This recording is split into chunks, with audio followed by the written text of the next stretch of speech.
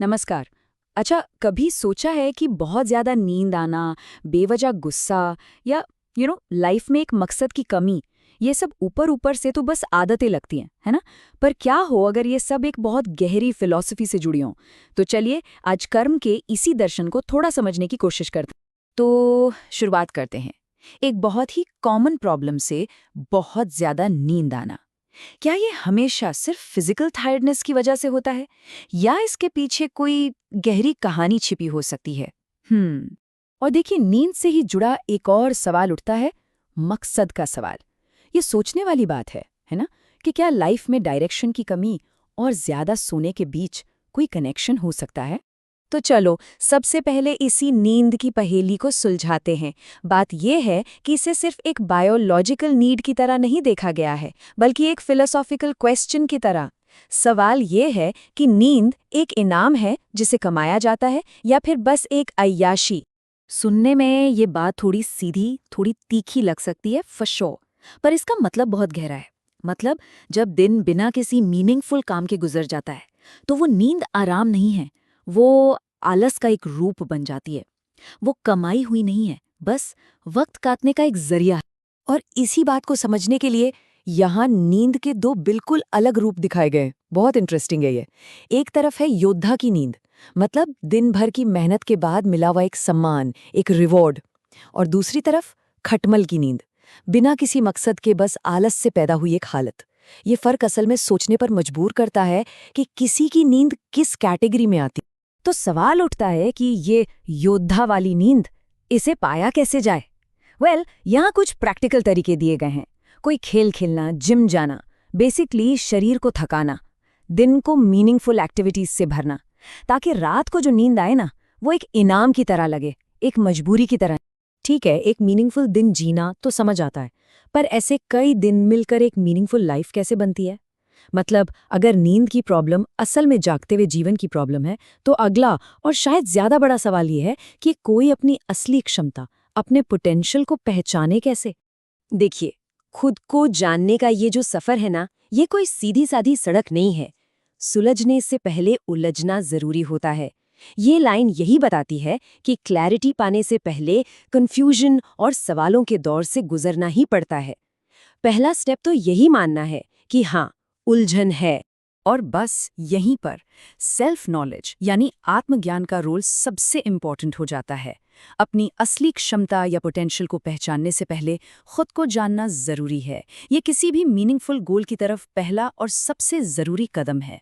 इस बात को ये कार के पुर्जों वाला एग्जाम्पल बहुत अच्छे से समझाता है। सोचिए, एक टायर का पोटेंशियल क्या है? खुरदुरा होना, काला होना, ताकि उसकी ग्रिप अच्छी हो। वहीं एक बॉनेट का पोटेंशियल क्या है? चिकना, चमकदार होना। अब जो चीज टायर के लिए अच्छी है, वो बॉनेट के लिए बुरी है, राइट? मतलब हर किसी पर एक ही रूल लागू नहीं होता। इसलिए दूसरों की नकल करने से पहले ये जानना जरूरी है कि अपना स्वभाव क्या है, अपना पार्ट क्या है। तो अब हम धीरे धीरे असली जड़ तक पहुंच रहे हैं। ये जो लक्ष्यहीनता है, ये जो जरूरत से ज्यादा नींद है, इन सब का रूट कॉज एक ही है, आत्म अज्ञान, यानी खुद के बारे में न जानना।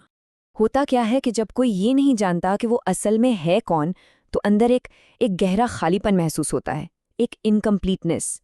और इसी खालीपन को भरने की बेचैनी में इंसान बाहरी चीजों के पीछे भागता है, पैसा, शोहरत, रिश्ते, और अक्सर ऐसी दिशाओं में भागता है जो उसे और भी ज्यादा खाली कर देती हैं।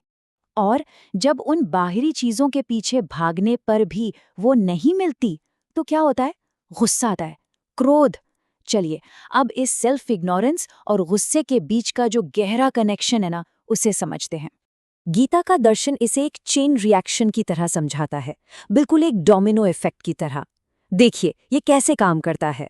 सब कुछ शुरू होता है अज्ञान से, खुद को न जानने से। ये अज्ञान अंदर एक अधूरापन, एक खालीपन पैदा करता है। इस खालीपन को भरने के लिए इंसान इच्छाएं करता है, कामनाएं करता है। और जब वो इच्छाएं पूरी नहीं होती, तो उस फ्रस्ट्रेशन से जन्म होता है क्रोध का। इसका मतलब ये हुआ कि असल में गुस्सा उस चीज पर नहीं है जो नहीं मिली। गुस्सा इस बात पर है कि अज्ञान की वजह से एक गलत चीज की इच्छा की गई, एक ऐसी चीज की जो उस खालीपन को कभी भर ही नहीं सकती थी। तो अगर प्रॉब्लम अज्ञान है तो सल्यूशन क्या है? जाहिर है ज्ञान, लेकिन सिर्फ किताबी ज्ञान नहीं, बल्कि ज्ञान से किया गया कर्म, एक्शन बेस्ड ऑन नॉलेज। एक ऐसा तरीका जिससे इस इच्छा और क्रोध के साइकिल से बाहर निकला जा सकता है। अब देखिए, यहाँ कर्म करने के दो रास्ते बताए गए हैं। एक है कामना वाला रास्ता। इसमें सारी खुशी रिजल्ट पर टिकी होती है। अगर रिजल्ट नहीं मिला तो गुस्सा आया। लेकिन दूसरा रास्ता है निष्कामना का। इसमें मजा, आनंद काम करने में ही है, प्रोसेस में ही है। तो जब आनंद प्रोसेस में ही मिल गया, तो फिर रिजल्ट मिले या ना मिले, उससे निराशा या क्रोध का तो कोई सवाल ही नहीं उठता है। ज्ञानी ऐसे काम करता है कि काम ही अपना पुरस्कार है। यही यही निष्काम कर्म का एसेंस है। जब कोई ज्ञान से काम करता है तो काम का मकसद कुछ पाना नहीं होता, बल्कि काम करना ही अपने आप में एक रिवॉर्ड बन जाता है। मतलब मजा मंजिल में नहीं, सफर में ही है। तो फिर इन सब बातों को लाइफ में उतारने का नुस्खा क्या है? अपने दिन को मीनिंगफुल काम से भरना, स्पोर्ट्स और फिजिकल एक्टिविटी में लगे रहना, पढ़ना, साहित्य, दर्शन, अपने ज्ञान को बढ़ाना। लेकिन इन सबसे ऊपर जो सबसे जरूरी बात है वो ये कि अपने गोल्स भेड़ चाल देखकर नहीं, बल्कि गहरी सेल्फ नॉलेज से चुन। और यहीं पर ये पूरा एनालिसिस हमें एक बहुत बड़े सवाल के साथ छोड़ जाता है। शायद असली प्रॉब्लम नींद, गुस्सा या एमलेसनेस है ही नहीं। शायद असली, सबसे गहरा और सबसे जरूरी सवाल सिर्फ एक है, मैं कौन हूं? और कहते हैं कि इस एक सवाल का जवाब ही बाकी सब सवालों का जवाब बन सकता है।